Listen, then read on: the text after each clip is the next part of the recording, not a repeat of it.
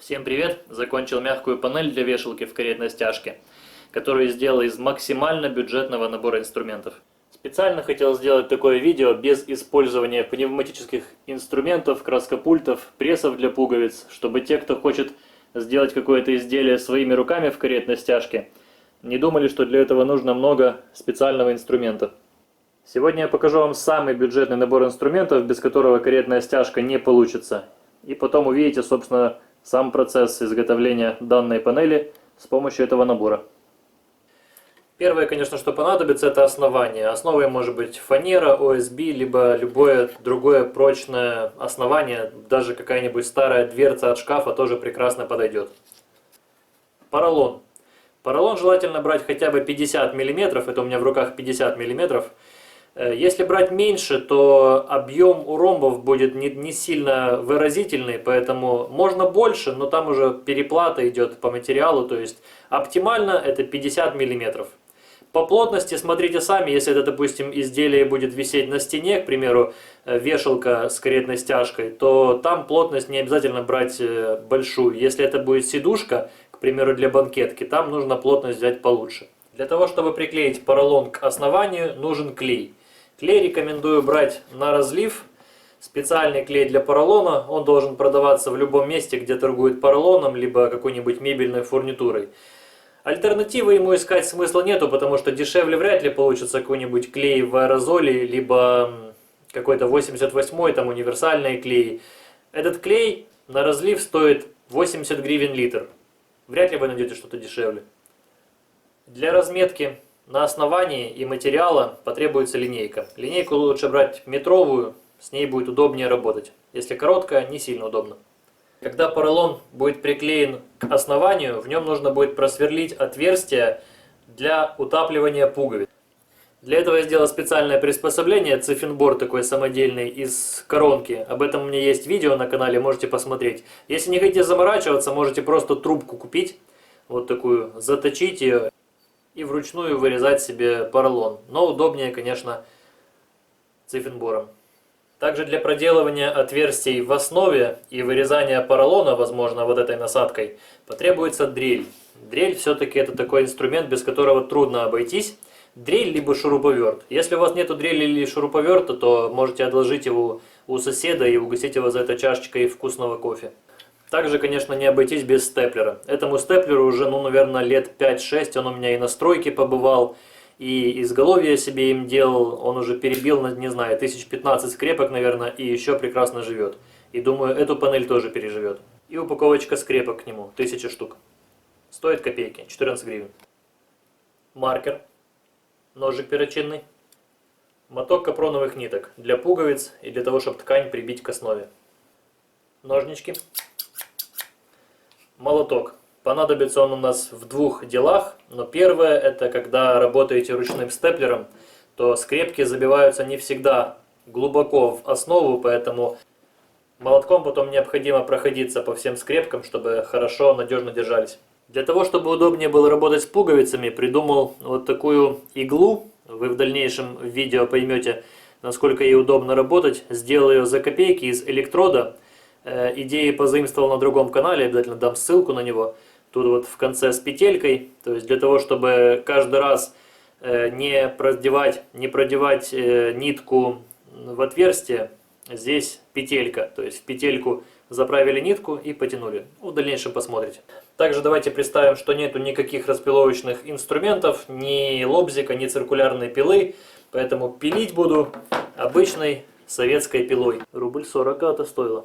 Также понадобятся какие-нибудь плоскогубчики, у меня есть вот такие специально маленькие, очень удобно в руке лежат, для того, чтобы когда скрепка какая-нибудь пойдет не так, как надо, а это по-любому случится с ручным степлером, то плоскогубчиками эти скрепки доставать. Теперь несколько слов о пуговицах для каретной стяжки. Для каретной стяжки есть уже готовые пуговицы с ушками там, в виде кристаллов, там чего-то еще. Есть вот такие в виде болванок под обжатие. Если хотите иметь пуговки в цвет вашего изделия, то тогда придется покупать такие пуговицы, и к ним обязательно придется раскошелиться и купить матрицу. Ну, раскошелиться это такое. В принципе, матрица не сильно дорогая, такую матрицу под обжим можно взять где-то от 150 гривен и больше. Вот это вот я взял за 300 гривен, она уже много пуговичек пережала у меня, очень массивная, надежная. Если, конечно, у вас небольшое изделие, к примеру, вы хотите сделать стул какой-то или пуфик, где там 6, 8, 20 пуговичек нужно, то покупать матрицу смысла нету. Вы можете эти пуговицы заказать в любом мебельном ателье, вам их обожмут, возьмут там гривен 50-60 за это, и это полчаса времени займет.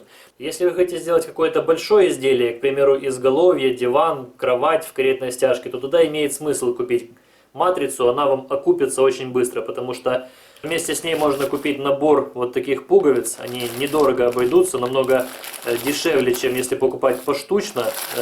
Вот набор 250 пуговиц я отдал 380 гривен. Если брать поштучно, конечно, оно обойдется намного дороже вам. Также для того, чтобы обжать пуговицы с помощью этой матрицы, вам понадобится пресс. Но так как у нас каретная стяжка бюджетный вариант, то я покажу в самом видео, как можно обойтись без пресса и как можно обжать пуговицы своими руками. Так вроде бы все рассказал, это самый основной набор. Можно еще, правда, прикупить синтепон к этому всему набору. Синтепон, в принципе, недорогой, 20-25 гривен за квадратный метр, либо метр погонный, при ширине рулона метр 60. Синтепон дает ткани, либо материалу, которым вы обтягиваете изделие, легко развлечься, без складок, без морщинок. Поэтому синтепон желательно использовать. Не всегда он нужен. Есть ткань, которая прекрасно ложится по поролону без него, скользит прекрасно по поролону. Есть, которая заламывается и образуются складки. Поэтому синтепон, в принципе, в этом плане выручит. Это не обязательно, но желательно купить его. Вот, друзья, зафиксирую еще раз все, что нужно, все, что понадобится для каретной стяжки. Это, пожалуй, самый минимальнейший набор. Если соберетесь сделать, можете скриншот сделать, чтобы понимать, что вам понадобится.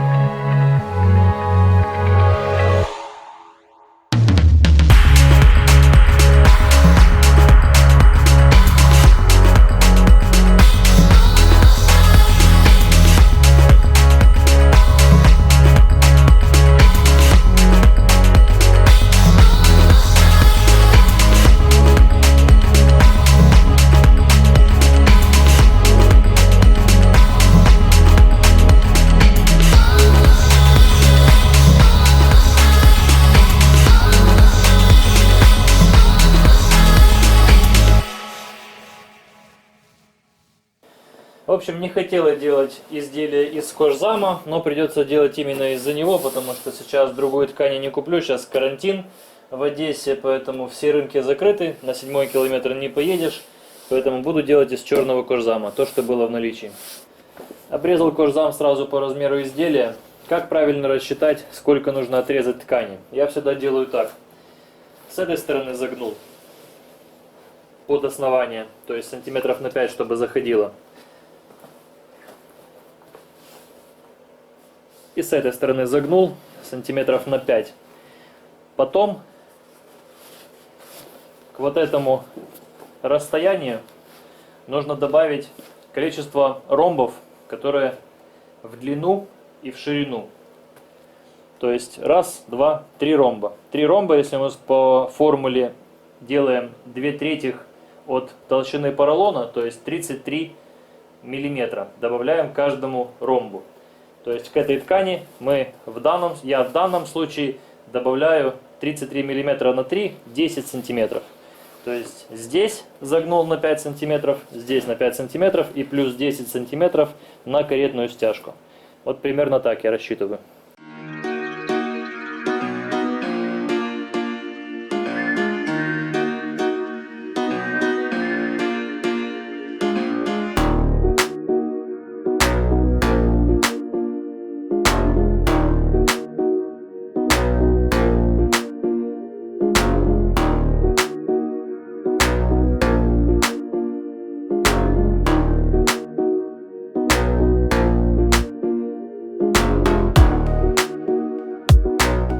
Теперь можно обтягивать изделие кожзамом. Для начала нужно ниточку продеть в отверстие и прибить с той стороны. Удобнее всего это делать с помощью иглы с петелькой, то есть не нужно каждый раз ниточку продевать в иглу, а просто петелькой захватил и потянул на себя вниз.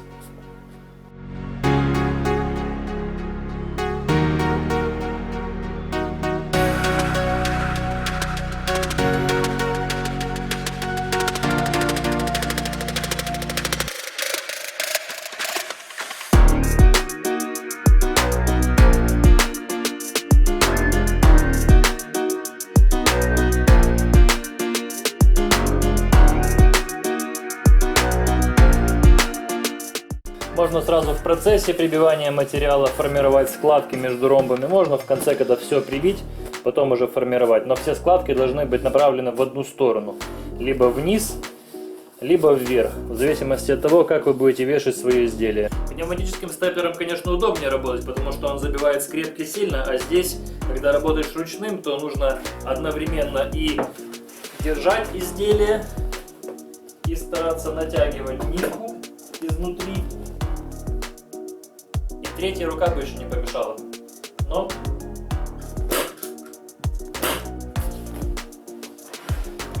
когда делаете для себя, можно и потерпеть.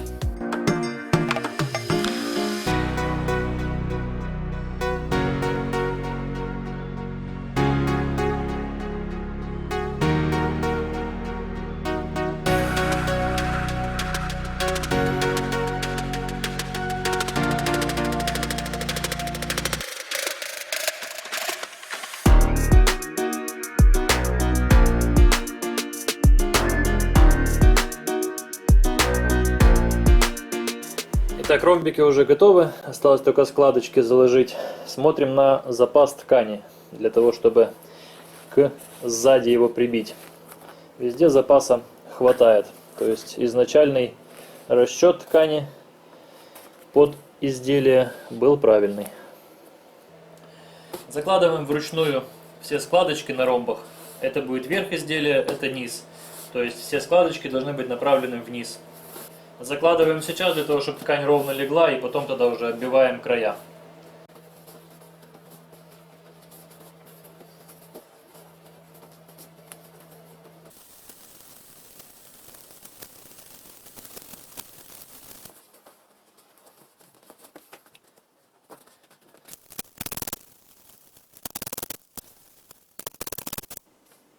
Отдельное внимание нужно уделить уголочку изделия. здесь почти что невозможно сделать без морщин, либо без складок, потому что это мягкий и объемный материал, поэтому тут два варианта есть. Либо сделать две складки в углу, вот такого плана, тогда сбоку все будет гладко. Либо тогда прибивать сразу, начинать с угла, и тогда вот эту вот складку равномерно распределять по стороне.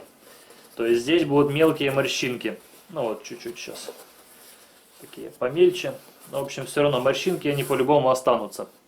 Поэтому, ну, я всегда делаю двумя складками, мне так больше нравится. А вы смотрите, как вам нравится, потому что, ну, вот так, мне кажется, более эстетичный будет вид. Две аккуратные складки по углу, и дальше все гладко.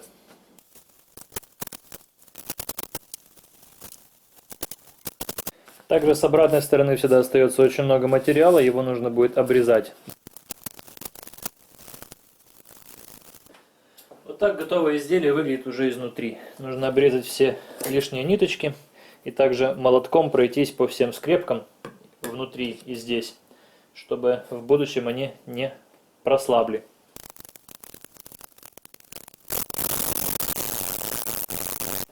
С обратной стороны чаще всего изделие закрывает обивочным материалом, наподобие такого. Но я его не включил в список обязательного, потому что, ну, собственно, он не обязательный. Им нужно закрывать только те изделия, которые видны с обратной стороны. Это самый бюджетный материал, то есть можно, конечно, и таким же кожзамом оббить с обратной стороны, но это мягкая панель под вешалку, то есть она повесится на стену, и там она всегда и будет висеть. Если вы соберетесь сделать то же самое, то в принципе без разницы, как она выглядит сзади. Если, конечно, хотите, можете добавить в бюджет там, 20 гривен за квадратный метр и обить ее сзади вот таким материалом. После того, как изделие уже почти готово, можно сказать, осталось только пуговки сюда утопить. Желательно на данном этапе еще раз посмотреть все складочки каретной стяжки, чтобы где-то, куда-то они не уходили. Вот, к примеру, в этом ряду конкретно видно, как одна складка уходит в сторону. Ее нужно подправить.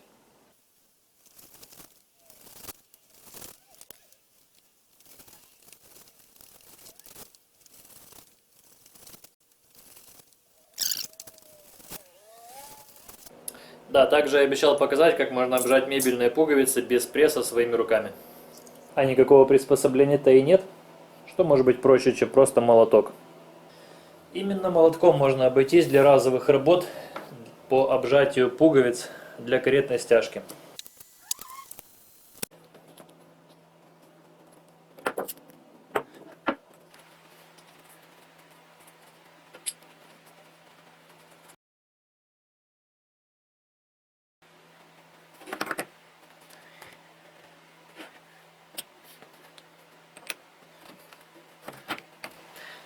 Только главное, по руке не врежьте.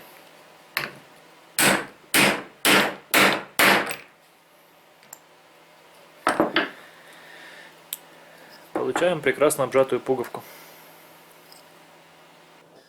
Ну а с пуговицами все просто. Берем обжатую пуговичку, продеваем в нее нитку.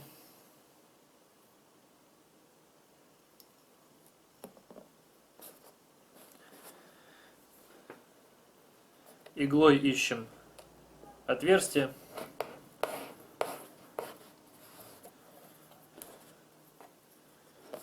И с помощью петельки очень легко и просто затягиваем нитку вовнутрь.